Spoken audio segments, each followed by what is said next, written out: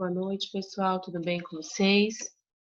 Hoje é a nossa última aula antes da prova e nós vamos estudar a ligação entre anticorpos e antígenos, né? Até então, nas últimas aulas, nós estávamos estudando somente sobre os anticorpos e agora a gente vai olhar para como que funciona essa ligação, ok?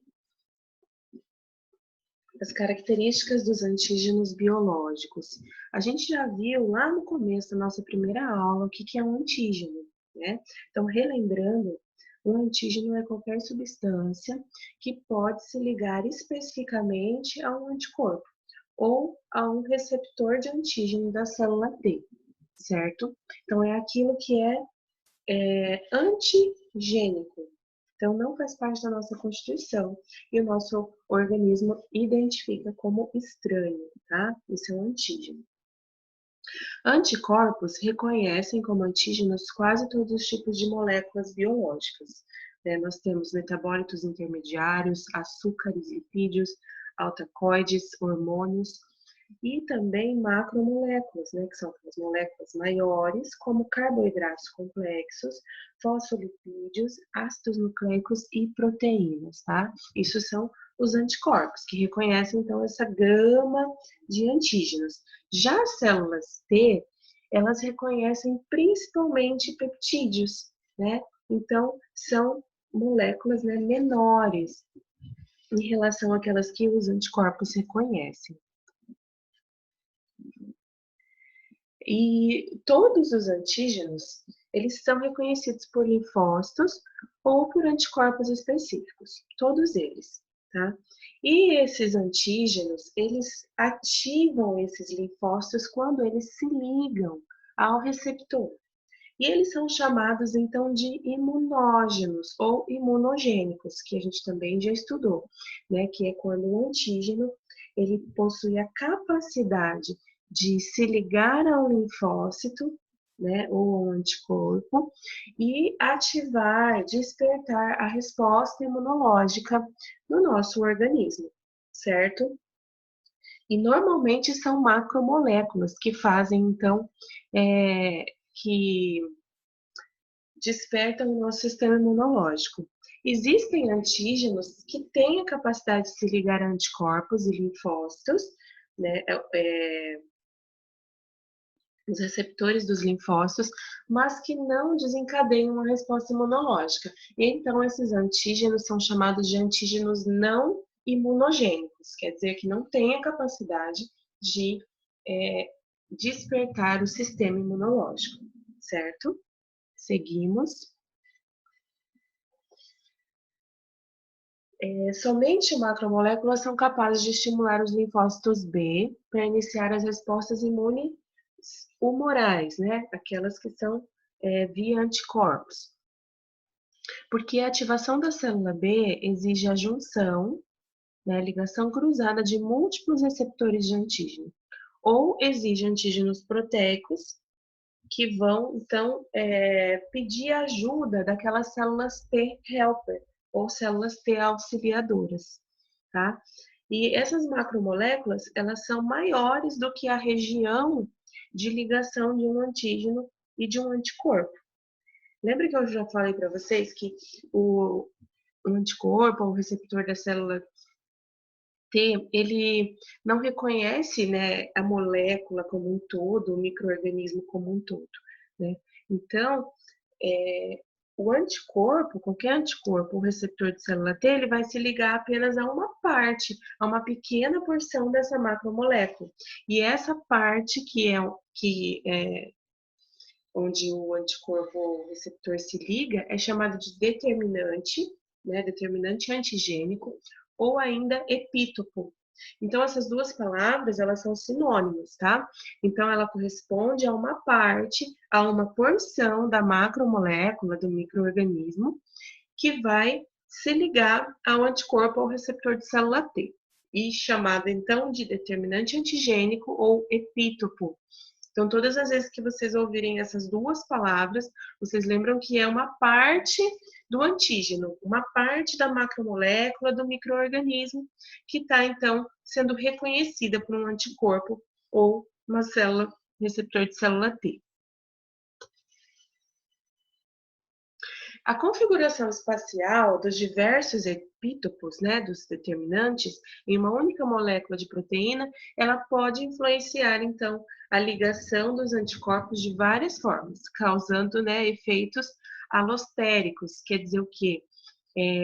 Que vai estar, então, alterando ali a estrutura da imunoglobulina, tá alterando a estrutura da enzima.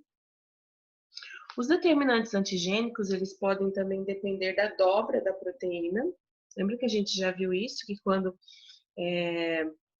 as imunoglobulinas são formadas, elas passam por um processo de dobra, né, que é auxiliado pelas proteínas chaperonas, então que elas vão estar dobrando corretamente essas proteínas para que elas tenham, então, a sua função ativada. E a presença de vários determinantes idênticos é chamada de polivalência ou multivalência, certo? Então, eu tenho determinantes antigênicos que eles são muitas vezes idênticos, tá? Então, e isso vai determinar a valência do antígeno. Tá? Então, antígenos polivalentes podem induzir a aglomeração de receptor de célula B e então iniciar o processo da ativação de célula B. Na verdade, quanto mais, né, desses determinantes idênticos tiverem, mais fácil para iniciar então a ativação dessa célula. A configuração espacial dos diversos epítopos dos determinantes em uma única molécula de proteína, ela pode influenciar na ligação dos anticorpos de várias formas. Né? Então, nós vamos ver aqui que existem determinantes que não sobrepostos, né? Quando esses determinantes, esses epítopos, eles estão muito separados, né? E duas ou três moléculas de anticorpos são necessárias, né? Podem se ligar ao mesmo antígeno proteico, sem influenciar uma a outra, né? Então, eu tenho mais de uma molécula de anticorpo se ligando a esses determinantes no mesmo antígeno, mas como eles estão assim separados, distantes, né? Eu ligo mais anticorpos. E eu tenho aqueles determinantes antigênicos que são sobrepostos, quer dizer que eles estão muito próximos. E isso pode, então, interferir na ligação de um outro anticorpo. Tá? Então, a conexão de um anticorpo ao primeiro determinante pode causar interferência espacial na conexão do anticorpo ao segundo determinante, porque esses epítopos, eles estão muito próximos, certo? Então, uma ligação pode interferir na outra.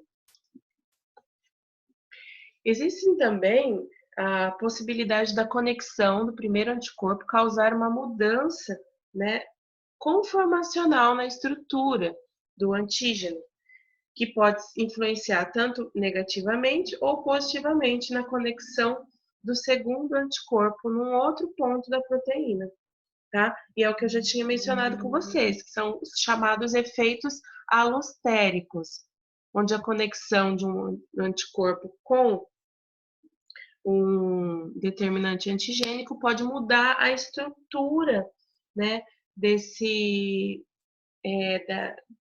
antígeno, tá? Influenciando a ligação do segundo anticorpo. Os epítopos formados por vários aminoácidos adjacentes, né, lado a lado, são chamados de determinantes lineares. E o local de conexão de antígeno de um anticorpo pode acomodar um determinante linear composto de até 6 aminoácidos, certo? Então, eu tenho determinantes antigênicos de formatos diferentes, tá? Isso que a gente está vendo aqui são aqueles que têm uma conformação linear, onde nós podemos ter até 6 aminoácidos ali lado a lado, sendo reconhecidos pelo anticorpo. Os determinantes lineares, eles podem ser inacessíveis na conformação nativa e aparecer somente quando a proteína é desnaturada, tá? Então, às vezes o anticorpo ele só vai reconhecer aquele determinante antigênico quando ele estiver desnaturado. E aí sim ele consegue se ligar à fenda ali do anticorpo. Já os determinantes conformacionais, os que têm a forma nativa, Eles são formados por aminoácidos que não estão em sequência, mas que se tornam justapostos na proteína dobrada, tá? Então, esse é um outro tipo de antígeno que o anticorpo reconhece, né? São os determinantes conformacionais que só aparecem, só esses determinantes só são apresentados ali ao anticorpo quando eles estão dobrados, quando essa proteína está dobrada, certo? Anticorpos específicos para determinantes lineares e conformacionais são usados para determinar se uma proteína está desnaturada ou se encontra em sua conformação nativa, né? Então, dá para a gente ter esse conhecimento baseado no tipo, né, de determinante dos anticorpos que são específicos ou para determinantes lineares ou conformacionais, que são aqueles com a proteína dobrada. A gente já vai ver uma imagem que vai ficar mais fácil para vocês compreenderem o que eu estou falando, tá? As proteínas estão sujeitas às modificações como glicosilação, fosforilação, proteólise, tá? E todas essas modificações, elas podem alterar a estrutura covalente das proteínas, produzindo assim novos epítopos, novos determinantes, regiões que vão, né, se ligar ao anticorpo. E esses novos epítopos, eles são chamados de determinantes neoantigênicos, quer dizer, que eles surgiram, eles apareceram após as proteínas terem sofrido algum tipo de modificação, certo? Glicosilação, fosforilação ou uma proteólise, né, que é a quebra da proteína. Então, aqui nessa imagem, nós podemos observar, né, a natureza dos determinantes antigênicos. Aqui na letra A, no canto esquerdo, nós temos um determinante conformacional, tá? Que ele, após a proteólise, vamos dizer, a desnaturação desse determinante, ele não é mais reconhecido pelo anticorpo. Então, ele tem que estar na sua estrutura nativa, ou seja, né, a proteína dobrada encaixa perfeitamente aqui no sítio de ligação do anticorpo, certo? Então, quando ocorre a desnaturação desse determinante conformacional, ele não é mais reconhecido, certo? Já aqui no determinante linear, eu tenho duas possibilidades, né? Existe aquele determinante linear, que ele só vai ser reconhecido quando essa proteína estiver desnaturada, como aqui em laranjado, aqui na letra B. E uma segunda opção é que ele é reconhecido tanto na sua forma conformacional, né, como vocês podem observar aqui em azul, e, pessoal, desculpa, deixa eu mostrar aqui para vocês. Tá? Então, aqui está na forma conformacional e após a desnaturação, o anticorpo continua reconhecendo esse determinante antigênico. Então, independente dele estar na sua forma desnaturada ou nativa, essa ligação acontece, tá? Diferente aqui dessa primeira porção, dessa primeira parte aqui, que só após a desnaturação essa proteína é reconhecida, esse determinante antigênico é reconhecido.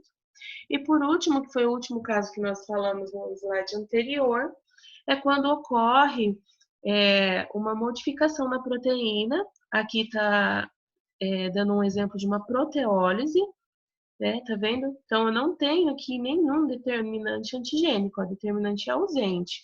Só que após a quebra dessa proteína, eu tenho a formação, né, um novo determinante antigênico que pode ser, então, reconhecido por um anticorpo específico, tá?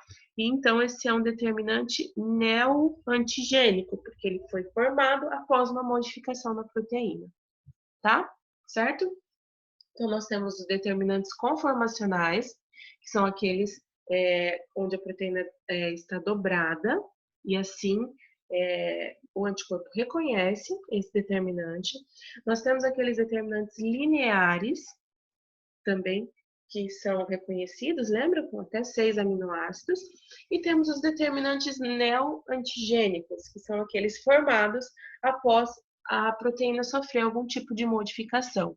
Uma glicosilação, uma proteólise, fosforilação, entre outros tipos de modificação, tá? Espero que tenha ficado claro para vocês agora, com essa imagem, os tipos de determinantes antigênicos que nós temos, que podem ser encontrados no nosso organismo.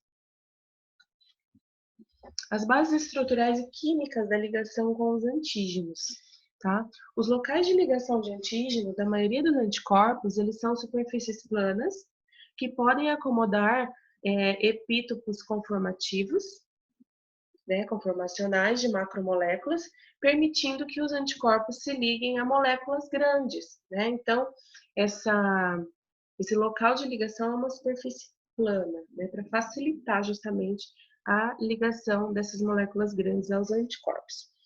As moléculas de MHC, né, a gente ainda vai estudar o complexo principal de histocompatibilidade, eles possuem fendas de ligação de antígenos que vão ligar apenas pequenos peptídeos, né? Tem um determinado número de peptídeos ali que vão se ligar nessa fenda, mas não proteínas nativas globulares, tá? Então, depois da nossa prova, nós vamos já voltar e estudar o complexo principal de histocompatibilidade, tá? O reconhecimento do antígeno pelo anticorpo vai envolver uma ligação não covalente que é reversível, tá? Então, o anticorpo se liga ao antígeno e pode também se desligar, certo? E a força de ligação entre um único local de ligação do anticorpo e um epítopo de um antígeno é chamada de afinidade do anticorpo. E essa afinidade, ela é representada por uma constante de dissociação, né, chamada Kd, tá? Então, constante de dissociação é representada por um K e pela letra D, Kd. Uma constante de dissociação, ela vai indicar a facilidade com a qual se pode separar um complexo antígeno-anticorpo nos seus constituintes, certo? Então, quanto maior essa constante, mais fácil separar esse complexo antígeno-anticorpo. Então, a constante de dissociação menor indica uma interação mais forte ou uma interação de mais alta afinidade, certo? Então, quanto menor essa constante de dissociação, mais forte a ligação antígeno-anticorpo, mais difícil de separar esse complexo, certo? Já a avidez, ela é a força de ligação geral, força de ligação total, tá? E é muito maior do que a afinidade do local, certo? Então, nós olhamos para um todo e temos, então, a avidez. Aqui vai ficar também mais fácil para vocês compreenderem o que é essa afinidade, essa avidez e também aqui a valência, tá? Então, nessa imagem aqui, nós temos, né, dois anticorpos ligando um antígeno, certo? Então, mas vocês percebam que eu tenho apenas um sítio de ligação preenchido por um antígeno. Isso é uma ligação, é uma interação monovalente. E a força e a avidez dessa interação é baixa, tá? Porque a avidez é a interação total. E eu tenho aqui os sítios de ligação nesses anticorpos que não estão preenchidos por antígenos. Aqui, já nessa segunda imagem, eu tenho uma valência de interação, ó, ela é bivalente, porque na IgG eu tenho, então, dois sítios de ligação, e aqui nessa imagem está mostrando que os dois sítios de ligação dessa imunoglobulina, desse anticorpo IgG, estão preenchidos. Então, eu tenho uma alta avidez, certo? Todos os anticorpos IgG estão com seus sítios de ligação preenchidos. Então, eu tenho uma alta avidez dessa interação. E por último, eu tenho aqui uma IgM. Lembra que a IgM ela é pentamérica? Então, é aquele anticorpo grandão, né? Que tem que é diferente, né? Então, ele tem a capacidade de ligar, ó, 10 antígenos. É uma valência de interação polivalente que tem uma alta avidez, tá? Todos os sítios de ligação aqui estão ocupados. Então, a avidez vai ser a interação total, certo? A soma, né, de todos os anticorpos que estão ligados aos antígenos, ok? Então, apesar da afinidade de qualquer local de conexão de antígenos ser a mesma para cada epítopo de um antígeno polivalente, a força de ligação do anticorpo com o antígeno deve levar em consideração a ligação de todos os locais a todos os epítopos disponíveis, né? Que é a avidez, que é a interação geral que a gente viu já na imagem anterior.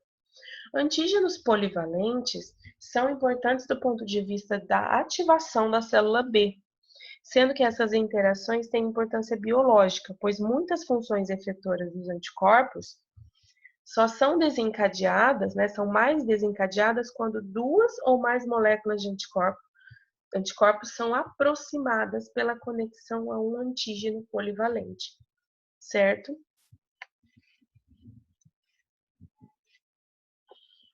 O complexo antígeno-anticorpo. O tamanho desses complexos, também são chamados de complexos imunes, depende das concentrações de antígeno e de anticorpo.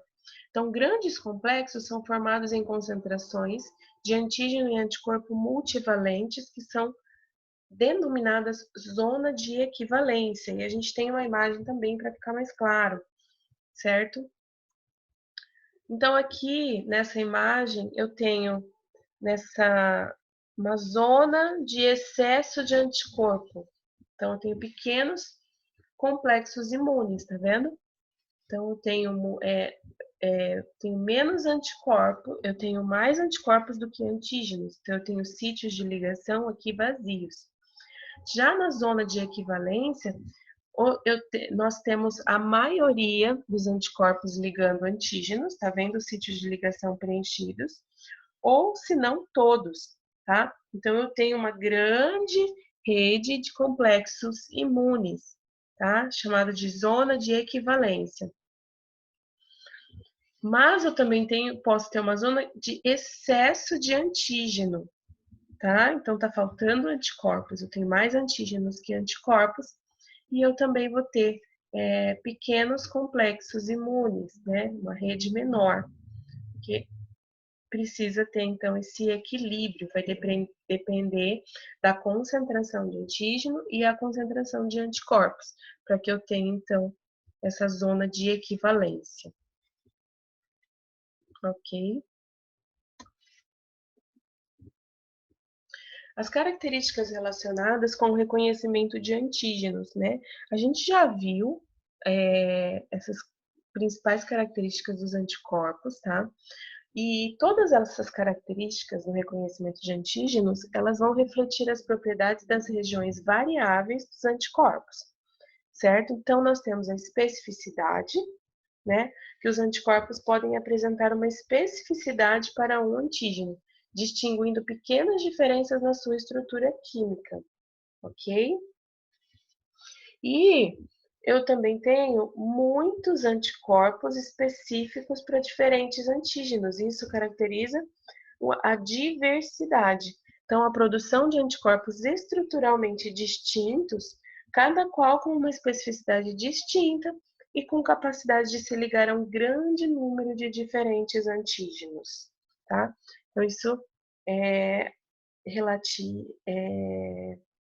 em relação à diversidade.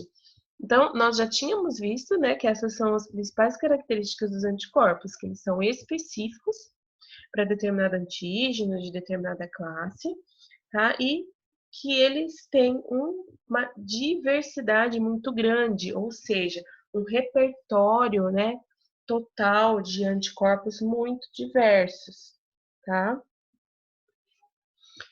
E temos também uma característica dos anticorpos, que é o amadurecimento por afinidade, né? O que seria isso? É a habilidade do anticorpo de neutralizar toxinas e micro-organismos infecciosos. Isso depende de uma forte ligação dos antígenos, tá? Que é garantida pelas interações de grande afinidade e alta avidez, né? Que nós vimos anteriormente. E envolve alterações sutis na estrutura das regiões variáveis dos anticorpos, lembra? V de variáveis, durante as respostas humorais, dependentes da célula T aos antígenos proteicos. Então, durante a resposta humoral, né, diferenças sutis na região variável, né, acontecem para que essa afinidade seja amadurecida, seja aumentada, né, para que essa força de ligação seja maior. Tá? Então, essas alterações elas ocorrem por um processo de mutação somática de linfócitos B, que são estimulados por antígenos e que geram novas estruturas para os domínios variáveis. Tá? Isso a gente vai ver em maiores detalhes mais para frente. E aqui nessa imagem também vai ficar mais fácil para vocês entenderem, tá? Então aqui eu tenho um anticorpo original e aqui está mostrando dentro desse quadro, né, as mudanças na estrutura do anticorpo. Tá vendo aqui na região variável aqui em amarelo que eu tenho estruturas mais escuras aqui, né, com uma cor diferente? Então aqui aconteceu mutações somáticas nessa região que estão relacionadas com a maturação da afinidade, tá? Então, qual que é o significado funcional? Tem um aumento da afinidade por aquele antígeno, mas não tem nenhuma mudança nas funções efetoras. Lembrando que as funções efetoras, elas estão relacionadas, né, à região constante, né, do anticorpo. Aquela FC, que é constante, então, para cada isotipo de anticorpos. Nós podemos ter também, ó, a mudança do anticorpo de membrana para um anticorpo que vai ser, então, liberado na forma secretada. Então, não tem mudança no reconhecimento do antígeno, mas eu tenho uma mudança, então, do receptor de célula B para aquela que vai ser um anticorpo secretado. Então, que tem diferentes funções efetoras, certo?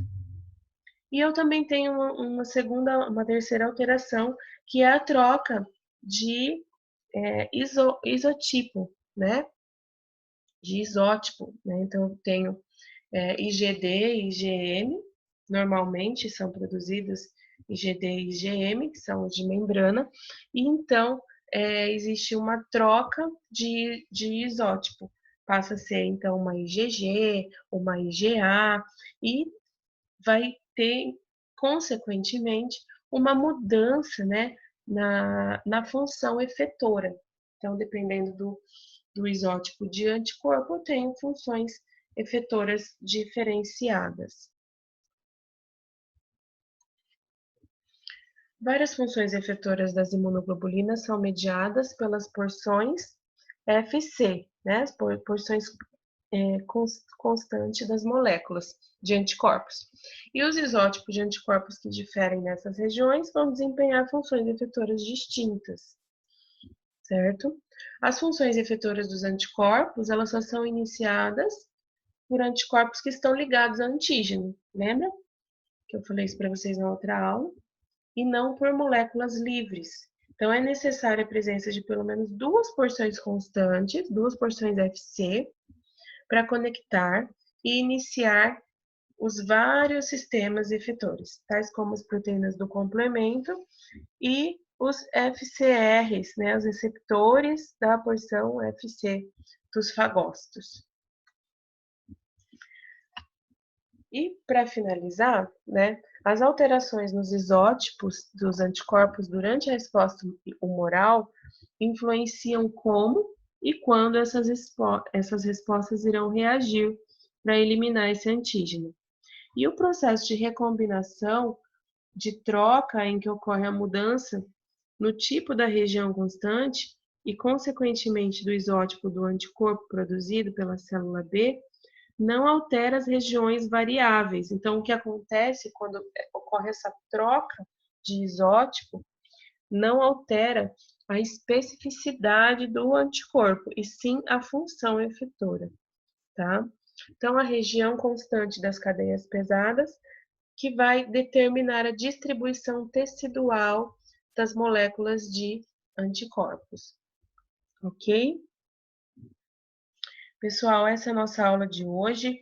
Qualquer dúvida, eu fico à disposição, tá? Na sala de café, ou se você quiser também fazer algum questionamento pelo WhatsApp, né? Se achar mais fácil, mas eu estou disponível. Eu sei que é um assunto um pouquinho complexo e a gente não tem muito tempo também, né, para estar trabalhando com maiores detalhes, mas espero que vocês consigam absorver, né, o básico desse conteúdo e responder as questões lá no fórum, tá? Obrigada, pessoal.